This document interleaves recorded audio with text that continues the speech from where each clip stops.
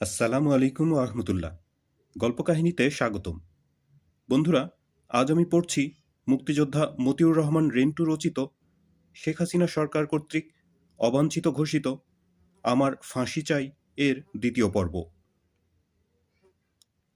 একজন মুক্তিযোদ্ধার জাতির কাছ থেকে কেবল সম্মান ব্যতীত আর কিছু পাওয়ার থাকতে পারে না। মুক্তিযোদ্ধারা জাতির গৌরব।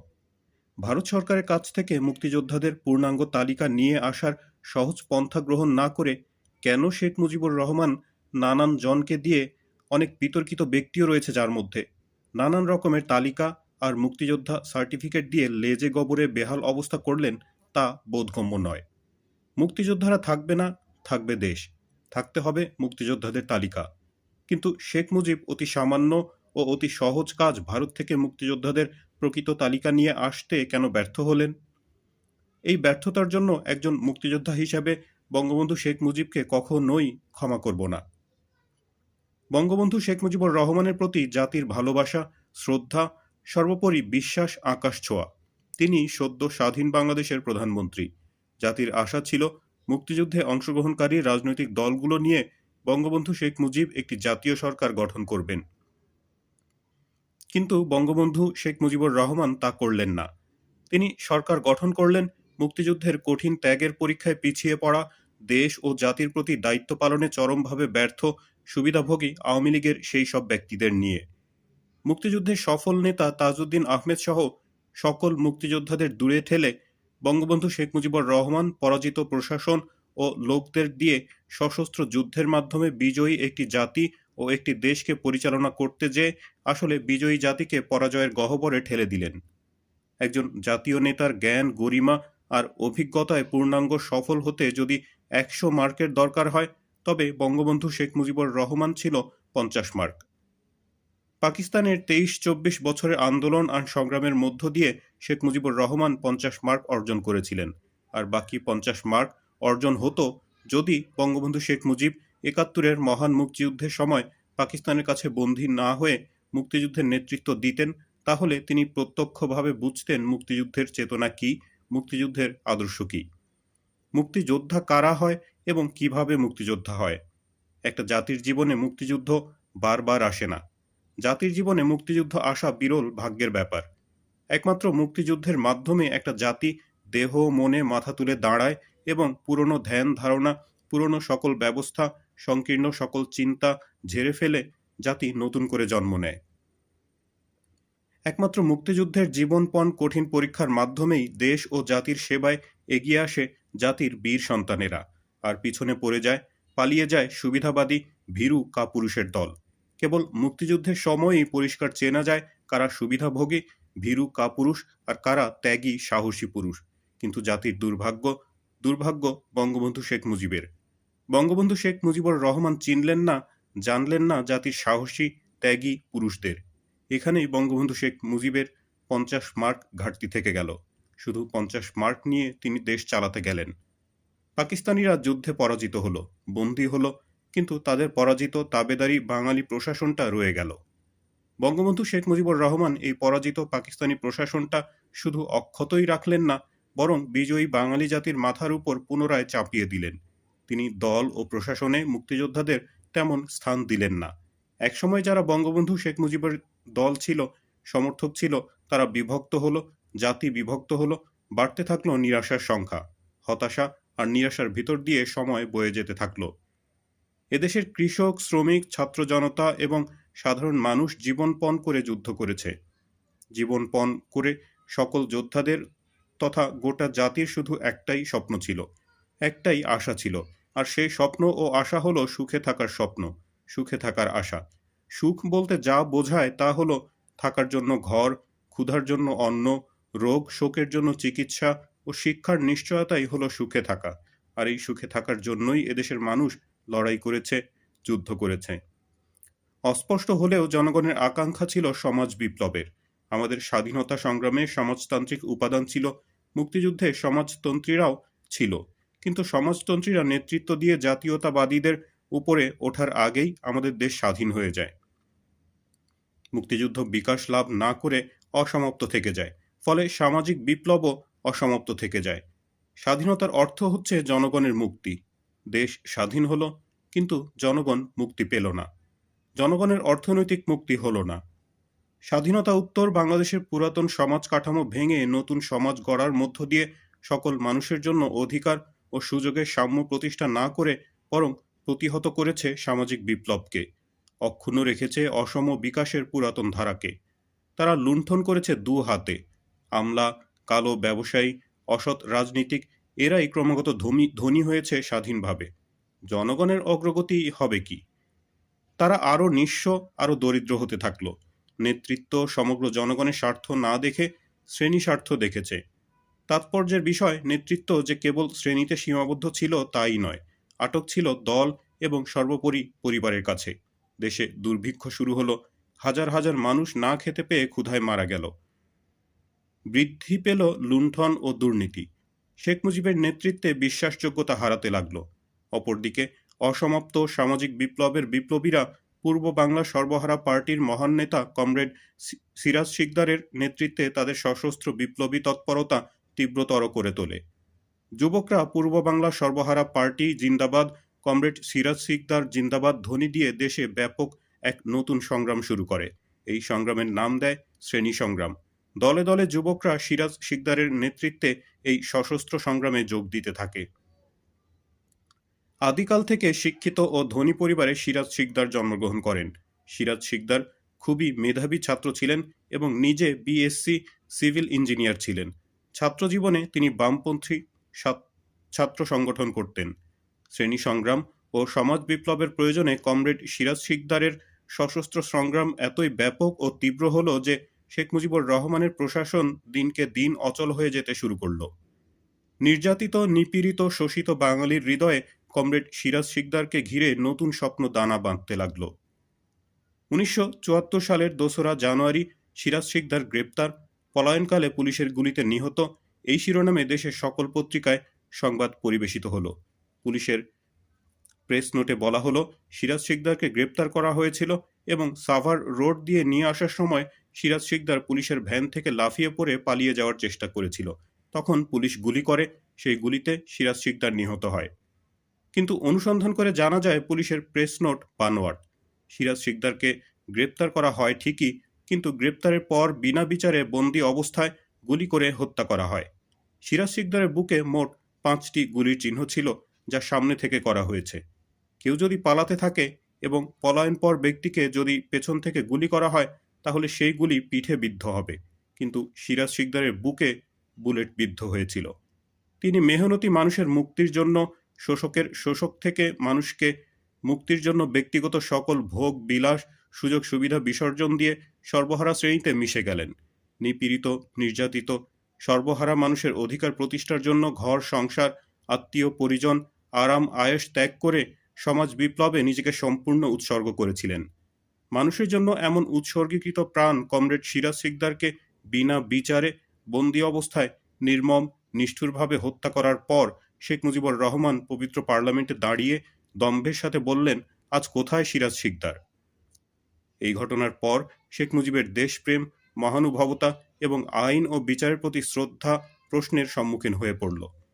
মানুষ ভাবতে লাগলো, শেখ মুজিব যদি একজন দেশপ্রেমিক হন, একজন বীর হন, একজন মহান নেতা হন, তাহলে কি করে আর একজন দেশপ্রেমিককে, আর একজন বীরকে, আর একজন সর্বস্ব ত্যাগী মহান নেতাকে বিনা বিচারে বন্দি দশায় গুলি করে হত্যা করতে পারলেন?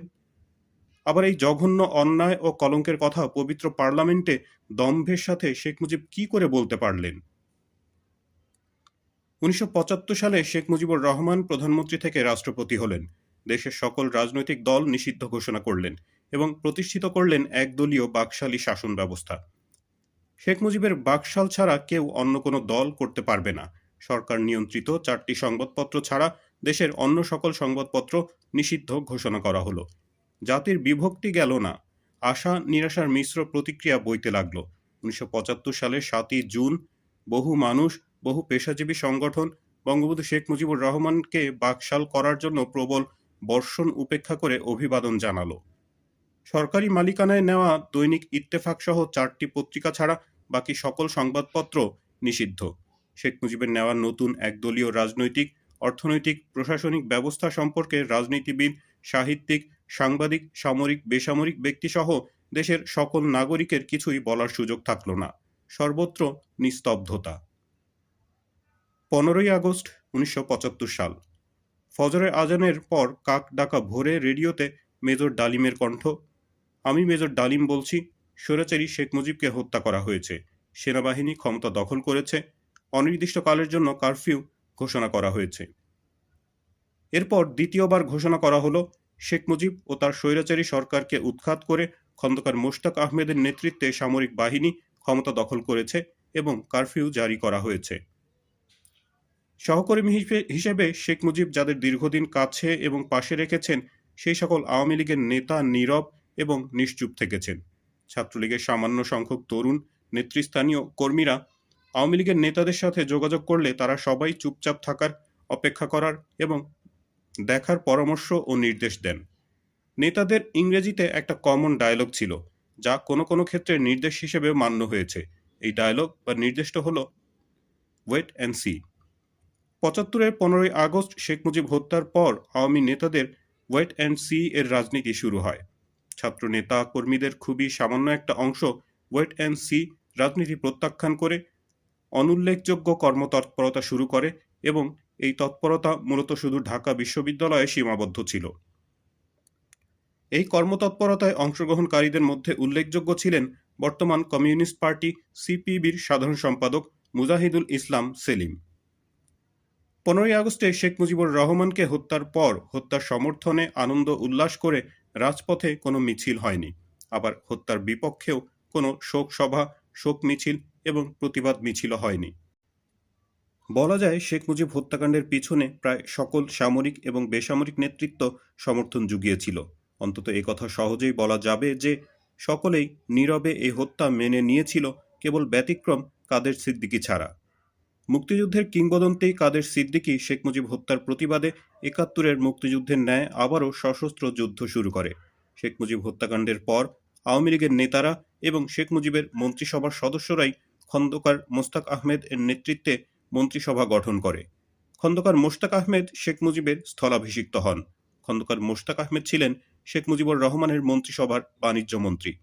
বাণিজ্য মন্ত্রী খন্দকার মোশতাক আহমেদের রাষ্ট্রপতি হওয়ার সাংবিধানিক কোনো বৈধতা ছিল না। খন্দকার মোশতাকের রাষ্ট্রপতি হওয়া সাংবিধানিকভাবে সম্পূর্ণ অবৈধ ছিল। তবুও দেশের নতুন রাষ্ট্রপতি হন খন্দকার মোশতাক আহমেদ এবং খন্দকার মোশতাক আহমেদের নেতৃত্বে মন্ত্রিসভায় যোগদান করেন বর্তমানে শেখ হাসিনার মন্ত্রিসভার সদস্য আবুল হাসান চৌধুরীর পিতা, সাবেক রাষ্ট্রপতি বিচারপতি আবু সাইদ চৌধুরী। শেখ হাসিনার আওয়ামী লীগ সভাপতি মণ্ডলীর সদস্য এবং এমপি আব্দুল মান্নান সহ শেখ মুজিবের মন্ত্রিসভার অনেক মন্ত্রী।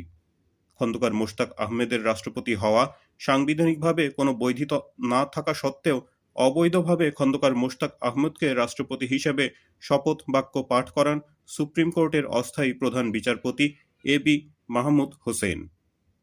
এছাড়া মুক্তিযুদ্ধের বীর সেনানী বঙ্গবীর জেনারেল এম.এ.জি. ওসমানী খন্দকার মোশতাকের সামরিক উপদেষ্টা হন। 15ই আগস্ট সকাল 9টায় তৎকালীন সেনাবাহিনী প্রধান শেখ হাসিনার দলের বর্তমান এমপি মেজর জেনারেল শফিউল্লাহ সেনাবাহিনী প্রধান হিসেবে খন্দকার মোশতাক আহমেদের প্রতি আনুগত্য প্রকাশ করে রেডিওতে ভাষণ দেন। এরপর আনুগত্য প্রকাশ করে রেডিওতে ভাষণ দেন বিমান বাহিনী প্রধান শেখ হাসিনার বর্তমান বিতর্কিত এমপিএ এ.কে খন্দকার, নৌবাহিনী প্রধান অ্যাডমিরাল এম.এইচ. খান ও বিডিআর এবং পুলিশ প্রধানগণ। নতুন রাষ্ট্রপতি হিসেবে খন্দকার মোশতাক আহমেদ পার্লামেন্ট মেম্বারদের সভা ডাকেন। এই সভায় যোগদান করা থেকে বিরত রাখার জন্য ছাত্রনেতা নিহত সৈয়দ নুরুল ইসলাম নুরুর নেতৃত্বে ছাত্রলীগের হাতে গোনা কয়েকজন কর্মী জোর চেষ্টা ও তদবির চালালেও আওয়ামী লীগের প্রায় সকল এমপি উক্ত সভায় যোগদান করেন। অপরদিকে বিখ্যাত মুক্তিযোদ্ধা বঙ্গবীর আব্দুল কাদের সিদ্দিকী বীর উত্তম তার জনা 50 সাথী সহ সীমান্ত এলাকায় অবস্থান নিয়ে খন্দকার মোশতাক আহমেদ এর সরকারের বিরুদ্ধে সশস্ত্র যুদ্ধ শুরু করলে ছাত্রনেতা সৈয়দ নুরুল ইসলাম নুরু তার কয়েকজন সঙ্গী নিয়ে বৃহত্তর ময়মনসিংহ এবং বৃহত্তর সিলেট জেলার সীমান্ত অঞ্চলে কাদের সিদ্দিকীর নেতৃত্বে গড়ে ওঠা সংগঠন জাতীয় মুক্তি বাহিনীতে যোগ দেন। ডাকসুর সাবেক ভিপি মুজাহিদুল ইসলাম সেলিম, যিনি বর্তমানে কমিউনিস্ট সিপিবি পার্টির সাধারণ সম্পাদক, ইসমত কাদির গামা, রবিউল আলম চৌধুরী যিনি বর্তমানে সরকারি আমলা ও প্রধানমন্ত্রী শেখ হাসিনার পিএস মোক্তাদির চৌধুরীদের নেতৃত্বে মাত্র শখানেক ছাত্রনেতা ও কর্মী ঢাকা বিশ্ববিদ্যালয়ের রাজনৈতিক কর্মতৎপরতা শুরু করলে এই কর্মতৎপরতা প্রতিহত করার জন্য জাসদ ছাত্রলীগ গণবাহিনী প্রবলভাবে সক্রিয় হয়ে ওঠে। ৭৫ সালের অক্টোবর মাসের শেষের দিকে ছাত্রলীগের এই মুষ্টিমেয় নেতা কর্মী মিলে সিদ্ধান্ত নিল ৪ নভেম্বর ৭৫-এ ধানমন্ডি ৩২ নম্বরে বঙ্গবন্ধু শেখ মুজিবুর রহমানের বাসভবনে মৌন মিছিল করে যাওয়া হবে। ৪ নভেম্বরের মৌন মিছিল সফল করে তোলার জন্য ঢাকা বিশ্ববিদ্যালয় এবং ঢাকা শহরে গোপন বৈঠক চলতে লাগল। ২রা নভেম্বর দিবাগত গভীর রাতে অর্থাৎ ৩রা নভেম্বর প্রত্যুষে দেশে দ্বিতীয় সামরিক অভ্যুত্থান ঘটল। ৩রা নভেম্বর সকালে সোভিয়েত রাশিয়ার নির্মিত বোমারু বিমান মিগ-21 আকাশে উড়ল এবং খুবই নিচ দিয়ে ঘন ঘন মহড়া দিতে লাগল। বাংলাদেশ বেতার বা রেডিও বাংলাদেশ এবং টেলিভিশন সম্প্রচার সারাদিন বন্ধ রইল। বোমারু বিমানের নিচ দিয়ে ঘন ঘন মহড়া দেওয়া এবং রেডিও বন্ধ থাকায় দেশে যে দ্বিতীয়বার সামরিক অভ্যুত্থান হয়েছে এটা স্পষ্ট বোঝা গেল এবং এটাও সুস্পষ্ট বোঝা গেল যে এই দ্বিতীয় সামরিক অভ্যুত্থানের জয় পরাজয়ের কোনো নিশ্চিত ফলাফল এখনো হয়নি, কোনো পক্ষই এখনো নিশ্চিত বিজয়ী হয়নি। আর এই জন্যই বোমারু বিমান মিগ-21 বারবার নিচে ডাইভ দিয়ে প্রতিপক্ষকে বোমা মারার হুমকি দিচ্ছে এবং বেতার বা রেডিও বন্ধ রয়েছে। বোমারু বিমান বোমা মারার হুমকি দিচ্ছে কিন্তু বোমা মারছে না। এ থেকে বোঝা যাচ্ছে দুই পক্ষের সাথে আলোচনা চলছে, আর সেই জন্যই যুদ্ধ বিমান আক্রমণের মহড়া দিচ্ছে কিন্তু আক্রমণ করছে না। রাতে হঠাৎ টেলিভিশন সম্প্রচার শুরু করলো কিন্তু অভ্যুত্থান সম্পর্কে কোনো কিছুই বলা হলো না। ৪ নভেম্বর সকালবেলা পূর্ব নির্ধারিত কর্মসূচি অনুযায়ী মৌন মিছিলের প্রস্তুতি নিয়ে সপাচেক ছাত্র জনতা বিশ্ববিদ্যালয়ের বটতলায় সমবেত হলো। সমবেত ছাত্র জনতা বিচ্ছিন্নভাবে সামরিক অভ্যুত্থান নিয়ে আলোচনা করল। এদের অধিকাংশেরই ধারণা সেনাবাহিনীর নতুন প্রধান মুক্তিযুদ্ধের ঘোষণাদানকারী মেজর জেনারেল জিয়াউর রহমান অভ্যুত্থান করেছেন। মুক্তিযুদ্ধের ঘোষক হিসেবে সাধারণ মানুষের কাছে জেনারেল জিয়ার একটা পরিচিতি ছিল এবং গ্রহণযোগ্যতাও ছিল, তাই অনেকেই মনে করেছে জেনারেল জিয়াউর রহমানের নেতৃত্বেই সামরিক অভ্যুত্থান হয়েছে। অবশ্য কেউ কেউ বলল ব্রিগেডিয়ার খালেদ মোশাররফ অভ্যুত্থান করেছেন।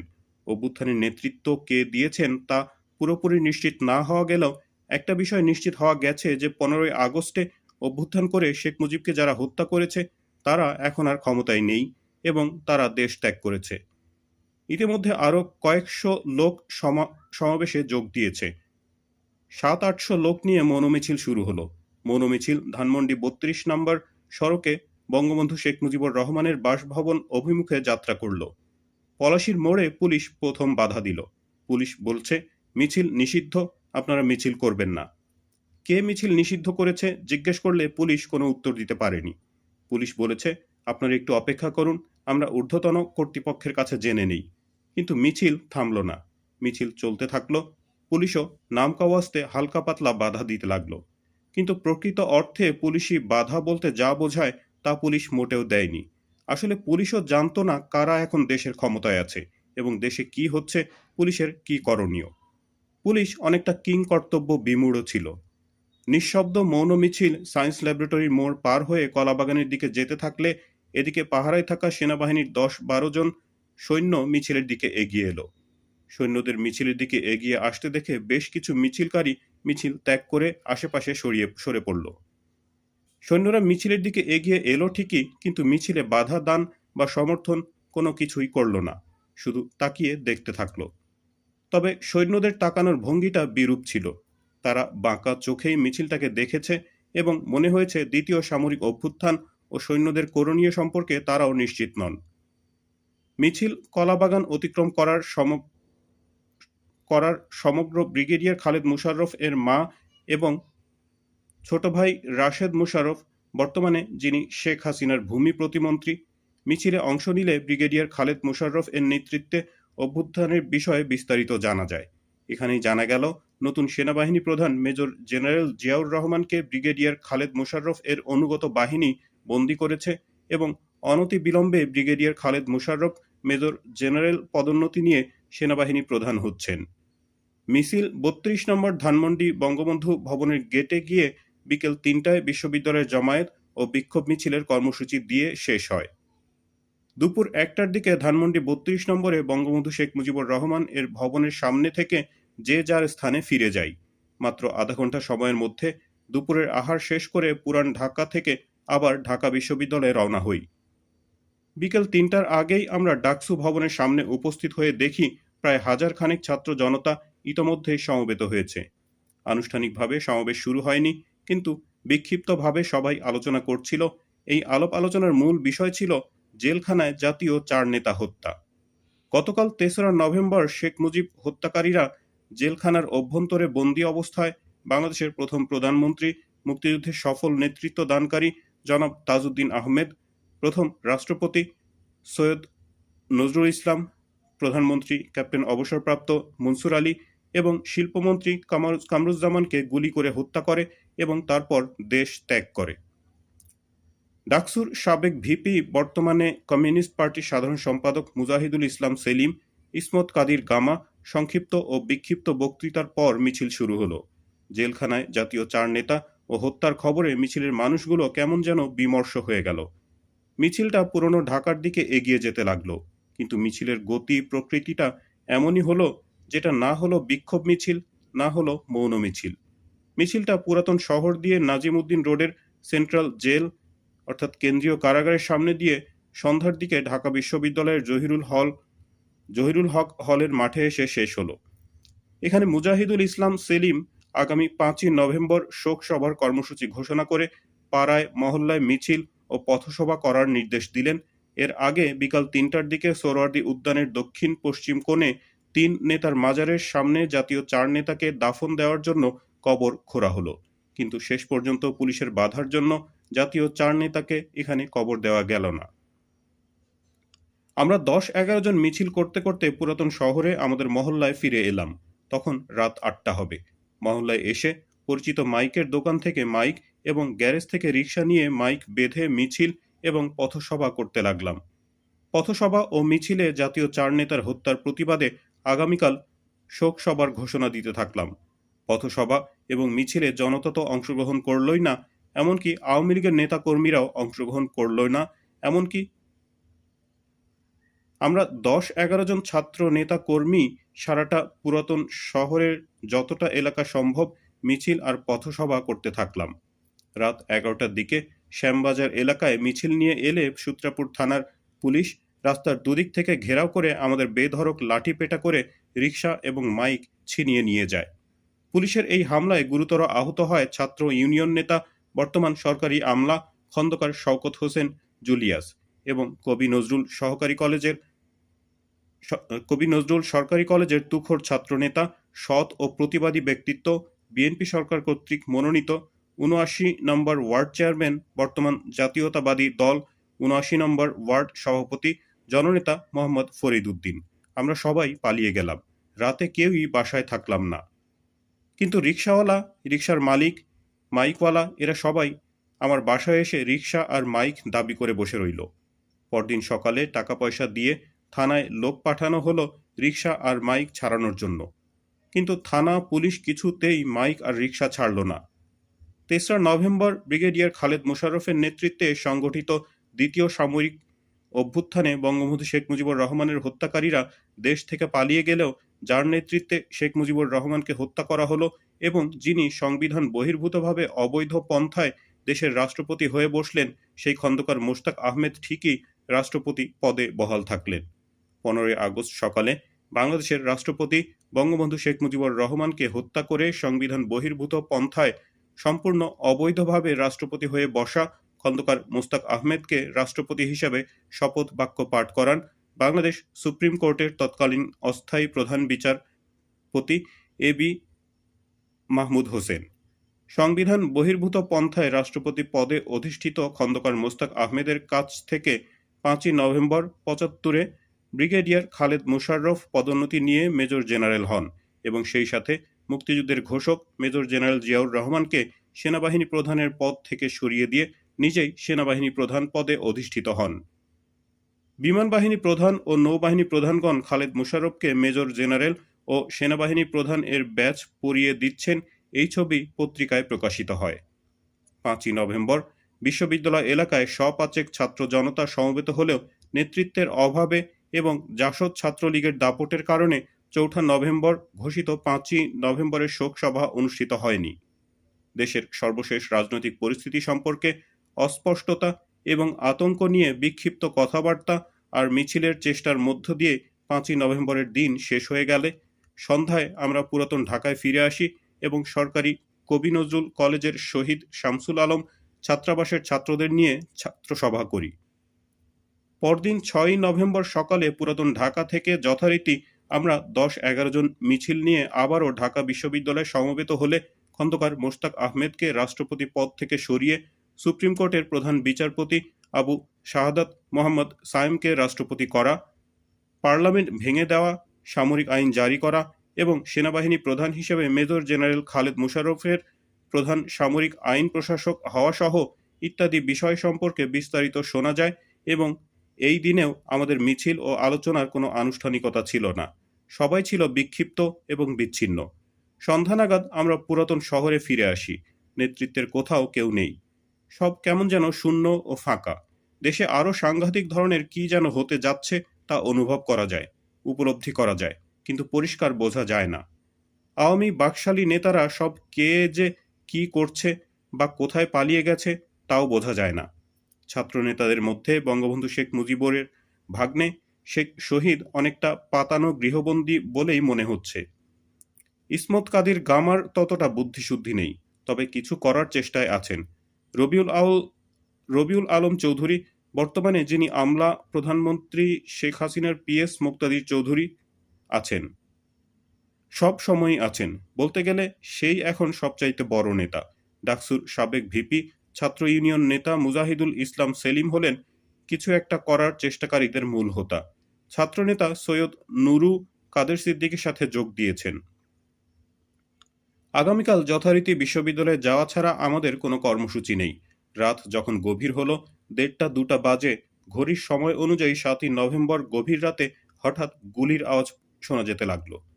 রাত যতই বাড়তে লাগলো, গুলির আওয়াজও ততই বাড়তে লাগলো। গুলির আওয়াজে মনে হতে লাগলো এ যেন ২৫শে মার্চ ৭৫-এর মতোই এক কালো রাত। ২৫শে মার্চ ৭১-এ পাকিস্তানি হানাদার বাহিনী নিরস্ত্র ঘুমন্ত বাঙালিকে নির্বিচারে গুলি করে হত্যা করেছে। কিন্তু আজকের গুলি কারা করছে, কেন করছে, কার বিরুদ্ধে করছে, কিছুই বোঝা যাচ্ছে না। ৭ই নভেম্বর ভোর হতে না হতেই দেখা গেল সেনাবাহিনীর সিপাহীরা আকাশপানে গুলি করতে করতে রাস্তা দিয়ে পায়ে হেঁটে, গাড়িতে চড়ে যে যেভাবে খুশি ঘুরে বেড়াচ্ছে। আর এই সেনা সিপাহীদের সঙ্গে স্বতঃস্ফূর্তভাবে জনগণের একটা অংশ যোগ দিয়েছে। সিপাহী জনতা রাজপথে মিছিল করছে আর আকাশের দিকে গুলি ছুটছে, স্লোগান দিচ্ছে। সিপাহী জনতার এই মিছিল থেকে নানা ধরনের স্লোগান দিতে শোনা গেল। কোনো মিছিল থেকে স্লোগান আসলো মোশতাক জিয়া জিন্দাবাদ, মুসলিম বাংলা জিন্দাবাদ। কোনো মিছিল থেকে স্লোগান উঠল কর্নেল তাহের জিন্দাবাদ, তাহের জিয়া ভাই ভাই, গণবাহিনী জিন্দাবাদ, সিপাহী জনতা ভাই ভাই ইত্যাদি নানা ধরনের স্লোগান দিতে শোনা গেল সিপাহী জনতার মিছিল থেকে। এই সিপাহী জনতার সামনে কোনো সুস্পষ্ট লক্ষ্য বা পরিষ্কার কোনো ধারণা যে ছিল না তা বোঝা যাচ্ছিল এবং এই সিপাহী জনতার বিদ্রোহে কোনো একক নেতৃত্ব বা নিয়ন্ত্রণ যে ছিল না তাও বোঝা যাচ্ছিল। তবে এই সিপাহী জনতার বিদ্রোহ যে আওয়ামী বাকশালী এবং শেখ মুজিবের অনুসারীদের বিরুদ্ধে তা নিশ্চিত ছিল। ওই মিছিলকারী সিপাহী জনতা আওয়ামী বাকশালী বা শেখ মুজিব এর অনুসারীদের দেখা মাত্র যে মেরে ফেলত তাতে কোনোই সন্দেহ ছিল না। ৭ই নভেম্বরের সিপাহী জনতার বিপ্লব ছিল শেখ মুজিবুর রহমান, আওয়ামী বাকশালী ও ভারতের বিরুদ্ধে বিদ্রোহ। সাধারণ সিপাহী জনতা এই বিপ্লবে স্বাধীনতার ঘোষক জিয়াউর রহমানকে নেতা মনে করেছে। ৭৫ সালের আগস্টে শেখ মুজিবের হত্যাকাণ্ডের পর আওয়ামী বাকশালীরা বা শেখ মুজিবের অনুসারীরা কে যে কোথায় লাপাত্তা হয়ে গেল তার কোনো হদিস পাওয়া গেল না। অবশ্য শেখ মুজিবের সহপার্টি বা আওয়ামী বাকশালী নেতাদের একটা বিরাট অংশ মুজিব হত্যাকারীদের সাথে হাত মেলালো এবং হত্যাকারীদের নেতা খন্দকার মোশতাক আহমেদের নেতৃত্বে সরকার গঠন করল। আর আমরা গুটি কয়েক ছাত্র নেতাকর্মী রাজনৈতিক তৎপরতা চালাবার বা মুজিব হত্যার প্রতিবাদ করার চেষ্টা করেছিলাম। তারা ৭৫-এর ৭ই নভেম্বর বিক্ষুব্ধ সিপাহী জনতার বিদ্রোহ দেখে ভয়ে পালিয়ে ভারতে চলে গেলাম। 1977 সালের নির্বাচনে ইন্দিরা গান্ধী পরাজিত হলে মোরারজি দেশাই ভারতের প্রধানমন্ত্রী হন। ইন্দিরা গান্ধীর পরাজয় এবং মোরারজি দেশাই ভারতের প্রধানমন্ত্রী হওয়ায় আমরা শঙ্কিত হই। এমনিতেই সারা বিশ্বের আন্তর্জাতিক রাজনৈতিক পরিস্থিতি আমাদের সম্পূর্ণ বিপক্ষে। একমাত্র ইন্দিরা গান্ধী ছাড়া গোটা ভারতের রাজনীতিও ছিল আমাদের বিপক্ষে। আমাদের একমাত্র সমর্থক এবং সাহায্যকারী শ্রীমতী ইন্দিরা গান্ধী এখন ক্ষমতাচ্যুত। সামনের দিন আমাদের ভালো হওয়ার কোনোই সম্ভাবনা নেই। ভারতের নতুন প্রধানমন্ত্রী মোরারজি দেশাই প্রথমে আমাদের সকল সাহায্য বন্ধ করে দিলেন। বাংলাদেশের মুক্তিযোদ্ধা রাষ্ট্রপতি জেনারেল জিয়াউর রহমান এবং ভারতের নতুন প্রধানমন্ত্রী মোরারজি দেশাই উভয়ই ছিলেন আন্তর্জাতিক রাজনীতিতে মার্কিন লবির লোক। ফলে সম্ভবত মার্কিন যুক্তরাষ্ট্রের কর্মকর্তাদের পরামর্শে ভারত এবং বাংলাদেশ যৌথভাবে আক্রমণ করে আমাদের পরাস্ত করার চুক্তিবদ্ধ হয়। সীমান্ত অঞ্চলে আমাদের দখলে থাকা মুক্তাঞ্চল এবং আমাদের ঘাঁটিগুলোতে বারবার ভারত ব্যাপক সৈন্য সমাবেশ করে। অপরদিকে বাংলাদেশেও অনুরূপভাবে ব্যাপক সৈন্য সমাবেশ করে। আমরা সামনে বাংলাদেশ সেনাবাহিনী ও বিডিআর এবং পেছনে ভারতীয় সেনাবাহিনী ও বিএসএফ দ্বারা সাঁড়াশি কায়দায় চতুর্দিক থেকে ঘেরাও হয়ে পড়ি। আমাদেরকে বাংলাদেশ ও ভারতের সৈন্যরা চতুর্দিক থেকে ঘেরাও করার ফলে আমরা এক কোম্পানি থেকে আরেক কোম্পানি বিচ্ছিন্ন হয়ে পড়ি হেডকোয়ার্টার থেকেও। আমাদের এক ঘাঁটি থেকে আরেক ঘাঁটির যোগাযোগ সম্পূর্ণ বন্ধ হয়ে যায়। আমাদের সর্বাধিনায়ক সিদ্দিকীর সাথেও সকল যোগাযোগ বন্ধ হয়ে যায়। আমরা এক ঘাঁটির সাথীরা অন্য ঘাঁটির সাথীরা কি করছে, কি অবস্থায় আছে কিছুই বুঝতে পারছি না। শুধু বাংলাদেশের আর ভারতীয় আর্মিদের মাইকের আওয়াজ। একদিকে বাংলাদেশের সেনাবাহিনীর মাইকে বলছে 48 ঘন্টার মধ্যে আত্মসমর্পণ করো, নইলে আক্রমণ করা হবে। অন্যদিকে পেছনের দিক থেকে ভারতীয় সেনাবাহিনী মাইকে বলছে 48 ঘন্টা কা আন্দার হাতিয়ার ডাল দো। আমার ঘাঁটি ছিল ময়মনসিংহ জেলার দুর্গাপুর থানার ভবানীপুর। আমার ঘাঁটির সামনে ছিল বেশ বড় সোমেশ্বর নদী। নদীর অপর পারে ছিল general Mahmudul Hasan, major Samad, major Moin এর নেতৃত্বে বাংলাদেশ সেনাবাহিনী এবং পেছনে ছিল ভারতীয় সেনাবাহিনী। আমরা উভয় দেশের সেনাবাহিনীর বিরুদ্ধে শেষ পর্যন্ত যুদ্ধ করতে প্রস্তুত। আমাদের অস্ত্রের ভাণ্ডার মোটামুটি খারাপ না, যদিও গোলাগুলির পরিমাণ কম। পেছন থেকে ভারতীয় বাহিনী আমাদের সহজে কাবু করতে পারলেও সামনে নদী থাকায় কৌশলগত কারণেই বাংলাদেশ বাহিনী আমাদের সহজে কাবু করতে পারবে না। আমার ধারণা ছিল ভারতীয় সেনাবাহিনী আমাদের বিরুদ্ধে যুদ্ধ করলেও অ্যাডভান্স হয়ে আমাদের ঘাঁটি দখল করতে আসবে না। ভারতীয় বাহিনী তাদের অবস্থান থেকে প্রচণ্ড আক্রমণ করে আমাদের ঘায়েল করতে চাইবে, কিন্তু অ্যাডভান্স করে আমাদের ঘাঁটি দখল করার রিস্ক বা ঝুঁকি নেবে না। আর আমাদের ঘাঁটির সামনে নদী থাকায় কৌশলগত কারণে আমরা অনেক সুবিধা ও সুদৃঢ় অবস্থানে আছি। বাংলাদেশ বাহিনীর পক্ষে নদী অতিক্রম করে আমাদের ঘাঁটি দখল করা এক দুরূহ ব্যাপার। এই অবস্থায় একমাত্র বিমান হামলা করা ছাড়া আমাদের পরাস্ত করা কঠিন। আমরা সম্ভাব্য বিমান হামলা মোকাবেলা করার জন্য আগে থেকেই মাটি কেটে শালবনের বিশাল বিশাল শাল গাছ দিয়ে তার উপর সোমেশ্বর নদীর পাথর, বালি আর মাটি দিয়ে দুর্ভেদ্য মজবুত বিশালাকার বাংকার ও ট্রেঞ্চ তৈরি করেছি। আমরা মাটির উপর না উঠে মাটির নিচ দিয়ে বাংকার ও ট্রেঞ্চের ভেতর দিয়ে অনায়াসে এক জায়গা থেকে আরেক জায়গায় যেতে পারি এবং যুদ্ধ করতে পারি।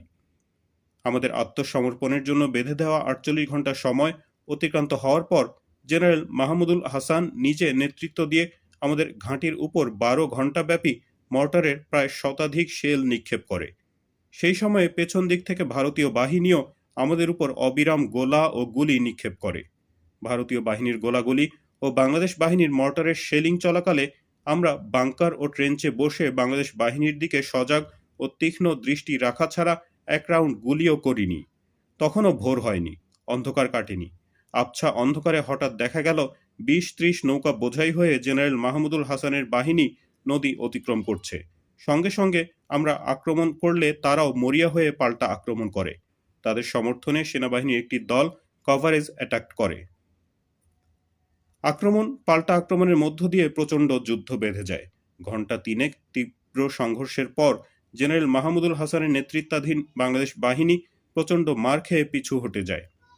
এভাবে সপ্তাহখানেক জেনারেল মাহমুদুল হাসানের আক্রমণ প্রতিহত করতেই আমাদের গোলাবারুদ ফুরিয়ে যায়। আমাদের অস্ত্রের যে মজুদ আছে তা দিয়ে বাংলাদেশ বাহিনী আক্রমণ বছরের পর বছর প্রতিহত করা যাবে, কিন্তু গোলাবারুদের ভাণ্ডার প্রায় ফুরিয়ে এসেছে। তার চাইতেও মারাত্মক আকার ধারণ করেছে খাদ্য সংকট। 3 দিন থেকে আমাদের কাছে কোনো খাদ্য নেই। ক্যাম্পে 3-4টি গরু জবাই করে পুড়িয়ে পুড়িয়ে আমরা খেয়েছি, আজ তাও নেই। আমরা যারা একাত্তরের মুক্তিযোদ্ধা শুধু অস্ত্রের সংকটে পড়েছি, কিন্তু খাদ্য সংকটে কখনো পড়িনি। গোটা বাঙালি জাতি আমাদের খাদ্য সরবরাহ করেছে। প্রয়োজনে বাঙালি নিজে না খেয়ে মুক্তিযোদ্ধাদের খাইয়েছে। কোনো মুক্তিযোদ্ধাই খাদ্যে কষ্ট করেনি। এদেশের মানুষ আগে মুক্তিযোদ্ধার খাওয়ার জুগিয়েছে, তারপর নিজের খাওয়া জুগিয়েছে। একাত্তরের যুদ্ধে আমি খাদ্য সংকটেও পড়িনি, এবং যুদ্ধে অস্ত্র ও গোলাবারুদের মতো খাদ্য যে একটা বিরাট ভাইটাল ফ্যাক্টর তাও বুঝিনি। এখন অস্ত্র আছে, কিন্তু গোলাবারুদের সংকটে পড়েছি। তার চাইতেও বেশি সংকটে পড়েছি খাদ্যের। আমাদের অস্ত্রপ্রতি 5-7 রাউন্ড গুলি ও গোলা রয়েছে মাত্র, যা 5-10 মিনিটও টিকবে না। আমার মনে এখনো আশা, শেষ মুহূর্তে ভারত হয়তো সদয় হতে পারে, আবার সর্বাধিনায়ক কাদের সিদ্দিকীর সাথে যোগাযোগ প্রতিষ্ঠিত হবে। আমাদের কয়েকজন বন্ধু পালিয়ে যেতে গিয়ে ভারতীয় বাহিনী ও বাংলাদেশ বাহিনীর হাতে ধরা পড়ে মাইকে আমাদের নাম ধরে ডাকতে লাগলো, আর বলতে লাগলো কোনো অসুবিধা নেই, সবাই চলে আসেন, ইত্যাদি ইত্যাদি। দুদিন কোনো পক্ষেরই কোনো যুদ্ধ নেই, গোলাগুলি নেই, চতুর্দিকে নীরব। আমাদের কেউ বাংকারে, কেউ উপরে, কেউ বসে, কেউ দাঁড়িয়ে। আমাদের কোনোই খাদ্য নেই, অস্ত্র আছে, কিন্তু নেই যুদ্ধ করার গুলি। সর্বোপরি নেই যুদ্ধ করার মতো বিন্দুমাত্র মানসিক শক্তি। আমি একটা ছোট কাঁঠাল গাছের নিচে দাঁড়িয়ে দাঁড়িয়ে দেখছি জেনারেল মাহমুদুল হাসান তার বিরাট সৈন্যবাহিনী নিয়ে নৌকা করে আমাদের তীরে এসে নামল। পাশে থাকা আমার অস্ত্রটা একবার তাকিয়ে দেখলাম, হয়তো মনের ভুলেই দেখলাম, কিন্তু হাতে তুলে নিলাম না। জেনারেল মাহমুদুল হাসান তার বাহিনীকে নদীর পাড়ে দাঁড় করিয়ে রেখে মেজর মঈন, মেজর সামাদ সহ কয়েকজন অফিসার সঙ্গে নিয়ে ধীরে ধীরে আমাদের ঘাঁটিতে উঠে এসে আমার সামনে দাঁড়িয়ে অত্যন্ত মোলায়েম এবং ভদ্রকণ্ঠে আমাকে বললেন, দিন, আপনার অস্ত্রটা আমার হাতে দিন। আমি শেষবারের মতো আমার অস্ত্রটা দেখলাম, তারপর আলতো হাতে জেনারেল হাসানের হাতে তুলে দিতে দিতে মনে মনে বললাম, বিদায় হে বন্ধু, বিদায়। এরপর জেনারেল হাসান বললেন, চলেন আপনাদের ঘাঁটিটা একটু ঘুরে দেখি। তিনি ঘুরে ঘুরে দেখতে লাগলেন। আমাদের সাথীরা যে যেখানে ছিল সেখানেই দাঁড়িয়ে রইল, কারো অস্ত্র হাতে, কারো অস্ত্র মাটিতে। মেজর মঈনকে অস্ত্রগুলো কালেকশন করতে বলে আমাদের সবাইকে এক জায়গায় দাঁড় করালেন। এরপর নিয়ে গেলেন দুর্গাপুরে সেনাবাহিনীর একটি ঘাঁটিতে। সেখানে নিয়ে জেনারেল মাহমুদুল হাসান আমাদের উদ্দেশ্যে বললেন, আপনাদের চিন্তার বা ঘাবড়াবার কোনোই কারণ নেই। আমার সাথে প্রেসিডেন্ট জিয়াউর রহমানের কথা হয়েছে। প্রেসিডেন্ট জিয়াউর রহমান কথা দিয়েছেন আপনাদের সকলকেই ছেড়ে দেওয়া হবে। শুধুমাত্র 75-এর 15ই আগস্টের আগে যদি কারো বিরুদ্ধে বাংলাদেশ দণ্ডবিধির আওতায় মামলা থেকে থাকে, তাহলে তাকে বিচারের জন্য সোপর্দ করা হবে। দুর্গাপুরে কয়েকদিন রাখার পর আমাদের নিয়ে যাওয়া হয় নুরুদ্দিন কনসেন্ট্রেশন ক্যাম্পে। এরপর সেখান থেকে নিয়ে যাওয়া হলো ময়মনসিংহ রেসিডেন্সিয়াল মডেল গার্লস স্কুলের কনসেন্ট্রেশন ক্যাম্পে। এই ক্যাম্পে আমাদের ইন্টারোগেশন শুরু হয়। প্রতিদিন আমাদের আলাদা আলাদাভাবে বিভিন্ন ধরনের প্রশ্নের উত্তর লিখিত ও মৌখিকভাবে নেওয়া হতো। আমাদের মাঝ থেকে আমাদের সাথী চট্টগ্রামের জননেতা মৌলভী সৈয়দ আহমেদকে ঢাকা ক্যান্টনমেন্টে নিয়ে টর্চার করে মেরে ফেলা হয়। এই সংবাদসহ আমাদের প্রতি ভারতের মোরারজি দেশাই সরকারের বর্বরোচিত অমানবিক আচরণের সংবাদ ভারতীয় সংবাদপত্রে প্রকাশিত হলে কংগ্রেস বিরোধী মোর্চার প্রতিষ্ঠাতা ইন্দিরা গান্ধীর পতনের মূল নায়ক, যার বদৌলতে মোরারজি দেশাই ভারতের প্রধানমন্ত্রী, ভারতের সেই প্রবীণ সর্বদলীয় নেতা জয়প্রকাশ নারায়ণ বিক্ষুব্ধ হয়ে সঙ্গে সঙ্গে মোরারজি দেশাইয়ের পদত্যাগ দাবি করেন। জয়প্রকাশ নারায়ণের বক্তব্য হল, প্রতিবেশী রাষ্ট্রের বিদ্রোহীদের আশ্রয় দেওয়া ভারতের নৈতিক দায়িত্ব এবং চিরকালের ঐতিহ্য।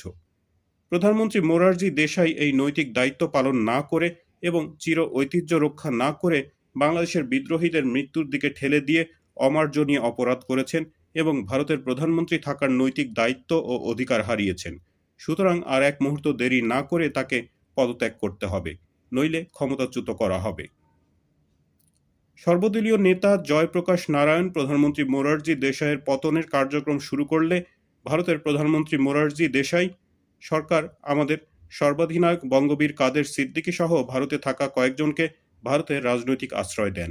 অন্যদিকে বাংলাদেশের মুক্তিযোদ্ধা রাষ্ট্রপতি জিয়াউর রহমান তার দেওয়া কথা অনুযায়ী ভবিষ্যতে রাষ্ট্রদ্রোহিতামূলক কাজে জড়িত হবে না, এই মর্মে মুচলেকা নিয়ে আমাদের নিঃশর্ত মুক্তি দেন। মূলত আমাদের প্রতি ভারতের প্রধানমন্ত্রী মোরারজি দেশাই সরকারের অমানবিক ও অনৈতিক আচরণের ফলে শেষ পর্যন্ত ভারতের সর্বদলীয় নেতা জয়প্রকাশ নারায়ণ জনতার মোর্চা ভেঙে দিয়ে প্রধানমন্ত্রী মোরারজি দেশাইয়ের পতন ঘটান। কনসেন্ট্রেশন ক্যাম্প থেকে ছাড়া পেয়েই হারিয়ে যাওয়া শেখ মুজিবুর রহমানের জনপ্রিয়তা পুনরায় উদ্ধারের এবং সংগঠন গড়ে তোলার কাজে নতুন করে ঝাঁপিয়ে পড়ি। একমাত্র কাদের সিদ্দিকী ও তার কয়েকজন সাথী ছাড়া অন্য কেউ ভারতে রাজনৈতিক আশ্রয় না পাওয়ায় এস.এম. ইউসুফ, মুজাহিদুল ইসলাম সেলিম, শাহ মোহাম্মদ আবু জাফর যিনি বর্তমানে জাতীয় পার্টির নেতা, মোস্তফা মহসিন মন্টু বর্তমানে যিনি গণফোরাম নেতা, রবিউল আলম চৌধুরী বর্তমানে যিনি প্রধানমন্ত্রী শেখ হাসিনার পি.এস. মুক্তাদির চৌধুরী, ফরিদপুরের রুমি যিনি শেখ মুজিবের মন্ত্রী মোল্লা জালাল উদ্দিনের ছেলে, আবু সাইদ বর্তমানে যিনি শেখ হাসিনার তথ্য প্রতিমন্ত্রী, ডক্টর এস.এ. মালেক বর্তমানে যিনি প্রধানমন্ত্রী শেখ হাসিনার রাজনৈতিক উপদেষ্টা সহ শেখ মুজিব নিহত হওয়ার পর যে সকল নেতাকর্মী ভারতে গিয়েছিল তারা সকলেই একে একে দেশে ফিরে আসেন। হেদায়েতুল ইসলাম কাজল যিনি শেখ মুজিব ও এরশাদের মন্ত্রী কোরবান আলীর ভাগ্নে 1996-এ সড়ক দুর্ঘটনায় নিহত হন, গোলাম মুস্তফা খান মিরাজ, আব্দুস সামাদ পিন্টু, মোবারক হোসেন সেলিম বর্তমানে যিনি অগ্রণী ব্যাংক কর্মকর্তা ও নেতা, শামীম আফজাল বর্তমানে বিচারপতি, রাজশাহীর বজলুর রহমান ছানা বর্তমানে যিনি সহকারী অ্যাটর্নি জেনারেল এবং রানা সহ আরও কিছু সাথী বন্ধু মিলে সারা দেশের সবকটি বিশ্ববিদ্যালয়, কলেজ এবং অঞ্চলে নতুন করে দ্রুত সংগঠন গড়ে তুলতে থাকি। বিশেষ দায়িত্ব হিসেবে আমি ঢাকা শহরের সব কয়টি কলেজ এবং মহল্লায় সংগঠন গড়ে তুলি। আমরা শুধু ছাত্র সংগঠন গড়ে তুলেই ক্ষান্ত হতাম না, যুবলীগ, কৃষক লীগ এমনকি মূল সংগঠন আওয়ামী লীগও আমরা গঠন করে দিতাম। আমাদের কর্মী সৃষ্টি এবং কর্মী সংগ্রহ অভিযান দ্রুত গতিতে চলতে থাকে এবং আমরা দারুণভাবে সংগঠিত ও শক্তিশালী হতে থাকি। আব্দুর রাজ্জাক, এস.এম. ইউসুফ, শাহ মোহাম্মদ আবু জাফর, রবিউল আলম চৌধুরী ও শফিকুল আজিজ মুকুল যিনি আওয়ামী লীগের সাবেক কেন্দ্রীয় নেতা, নামকরা তাত্ত্বিক, দৈনিক বাংলার বাণী সহ সম্পাদক, সাহিত্যিক, সাংবাদিক, নিবেদিত প্রাণ, চিরকুমার এবং আমাদের মধ্যে একটা অঘোষিত চেইন অফ কমান্ড তৈরি হয়।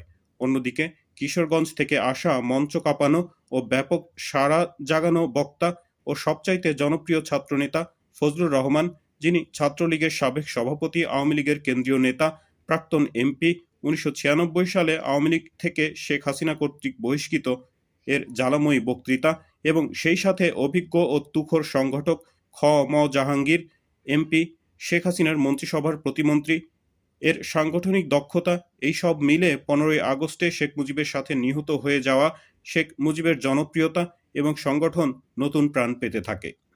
প্রকাশ্যে ফজলু জাহাঙ্গীরদের বক্তৃতা, বিবৃতি এবং আমাদের নীতি ও আদর্শের রাজনৈতিক প্রশিক্ষণ এবং কর্মী সৃষ্টি এই দুয়ে মিলে রাজনীতিতে এবং দেশে নতুন পোলারাইজেশন বা মেরুকরণ শুরু হয়।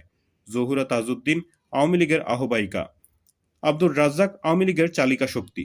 71-এ আমাদের মহান মুক্তিযুদ্ধের সময় আমরা যা পেয়েছিলাম এবং স্বাধীনতার পর আমরা যা হারিয়েছি সেই ন্যায়, নীতি, আদর্শ, ত্যাগ, সর্বোপরি মানুষের জন্য মানুষের ভালোবাসা, ভোগে নয় ত্যাগেই সুখ, দেশ ও মানুষের জন্য নিজেকে বিলিয়ে দেওয়া, হারিয়ে যাওয়া চেতনা আবার ফিরে আসতে লাগলো। হোটেল ইডেনে শেখ মুজিবের মৃত্যুর পর আওয়ামী লীগের দ্বিতীয় সম্মেলন হলো। প্রথম সম্মেলনে জহুরা তাজউদ্দিনকে আহ্বায়িকা করে আওয়ামী লীগ কেন্দ্রীয় কমিটি গঠিত হলো।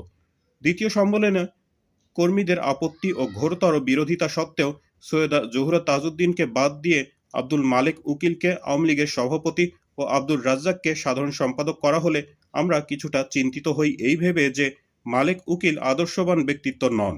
মালেক উকিল প্রেসিডেন্ট হলেও পার্টির চালিকা শক্তি থেকে যায় সেক্রেটারি আব্দুর রাজ্জাকের হাতেই। এই পরিস্থিতিতে আওয়ামী লীগের সঙ্গে অঙ্গ সংগঠন এবং মূল শক্তি ছাত্রলীগের সম্মেলন হয়। সম্মেলনে সারা দেশের ছাত্র প্রতিনিধিদের ফজলু জাহাঙ্গীর প্যানেলের একক দাবি থাকলেও অজ্ঞাত কারণে কাদের চুন্নু প্যানেল করা হয়। ওবায়দুল কাদের যিনি শেখ হাসিনার যুব ও ক্রীড়া প্রতিমন্ত্রীকে সভাপতি ও বাহালুল মজনুন চুন্নুকে সাধারণ সম্পাদক করা হয়। পরে জানা যায় মালেক, রাজ্জাক নিজেদের মধ্যে ভাগাভাগি করে কাদের চুন্নু প্যানেল করে। এতে আমরা যারা আদর্শের জন্য নিবেদিত প্রাণ তারা খুবই মর্মাহত হই।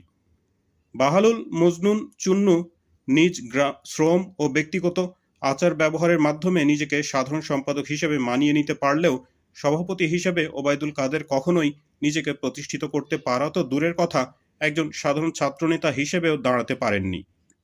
ডাকসুর নির্বাচনে তিনবার প্রতিদ্বন্দ্বিতা করে প্রতিবারই ভোট পেয়েছে জামানত বাজেয়াপ্ত হওয়ার সামান্য কিছু উপরে। কিন্তু বাহালুল মজনুন চুন্নু সাধারণ ছাত্র সমাজের কাছে একজন বিনয়ী কর্মঠ ছাত্রনেতা হিসেবে নিজেকে প্রমাণ করতে পেরেছেন। 1979 সালে মুক্তিযোদ্ধা রাষ্ট্রপতি জেনারেল জিয়াউর রহমান রাষ্ট্রপতি নির্বাচন দিলে আওয়ামী লীগ সরাসরি নিজ দলের প্রার্থী না দিয়ে গণতান্ত্রিক ঐক্যজোট এর নামে মুক্তিযুদ্ধের প্রধান সেনাপতি জেনারেল আতাউল গনি ওসমানীকে মুক্তিযোদ্ধা রাষ্ট্রপতি জেনারেল জিয়াউর রহমানের বিপরীতে রাষ্ট্রপতি প্রার্থী করে। ওই নির্বাচনে মুক্তিযোদ্ধা জেনারেল জিয়াউর রহমান মূলত আওয়ামী লীগের প্রার্থী জেনারেল এম.এ.জি. ওসমানীকে বিপুল ভোটে পরাজিত করে জনগণের প্রত্যক্ষ ভোটে দেশের প্রথম রাষ্ট্রপতি নির্বাচিত হন। নির্বাচনের পরে জানা যায় আওয়ামী লীগ নেতৃত্ব ওই রাষ্ট্রপতি নির্বাচনকে জাতীয় ও আন্তর্জাতিক পর্যায়ে গুরুত্ব ও অর্থবহ বৈধতা দেওয়ার জন্য মুক্তিযোদ্ধা রাষ্ট্রপতি জিয়াউর রহমানের সাথে গোপন সলা পরামর্শ ও যোগসাজশের ভিত্তিতে মুক্তিযুদ্ধের প্রধান সেনাপতি জেনারেল আতাউল গনি ওসমানীকে রাষ্ট্রপতি প্রার্থী করেছিল।